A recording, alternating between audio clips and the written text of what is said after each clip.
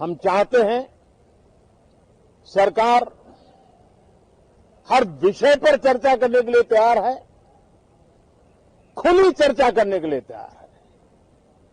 सरकार हर सवाल का जवाब देने के लिए तैयार है। अस्सलामुअलैकुम सामईन-ए-किराम, 23 रबीउल सानी है, 29 नवंबर है। आपने वीडियो में सुना हमारे वज़ीर आज़म क्या कह रहे हैं। दरअसल आज 29 नवंबर से पार्लियामेंट का इजलास शुरू हो रहा है जो 23 दिसंबर तक जारी रहेगा। इस इजलास में बताया जा रहा है 2 दर्जन से ज़्यादा बिल पेश होने हैं।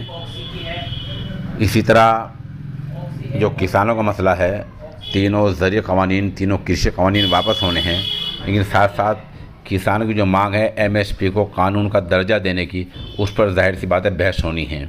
बता दें कि जैसे ही एक तरफ वज़ीर-ए-आज़म नरेंद्र मोदी ये अपना भाषण दे रहे थे और उसी समय पार्लियामेंट के इजलास से चंद मिनट पहले कांग्रेस ने मुजाहरा किया है। वीडियो के साथ साथ हम कांग्रेस के मुजाहरे की तस्वीर आपको दिखा रहे हैं।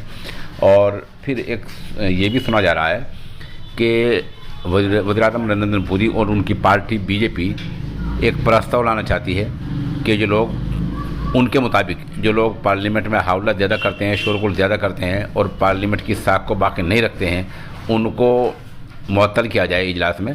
और ऐसे 20 मेंबरान पार्लियामेंट की फहरिस्त बताई जा रही है, उनमें आम आदमी के संजय सिंह भी शामिल हैं, ऐसा सुना जा रहा है। बहरहाल पार्लियामेंट की कार्रवाई शुरू हो चुकी है गालिबन, और ये उससे चंद मिनट पहले ही हम तस्वीर और वीडियो आपके सामने पेश कर रहे हैं।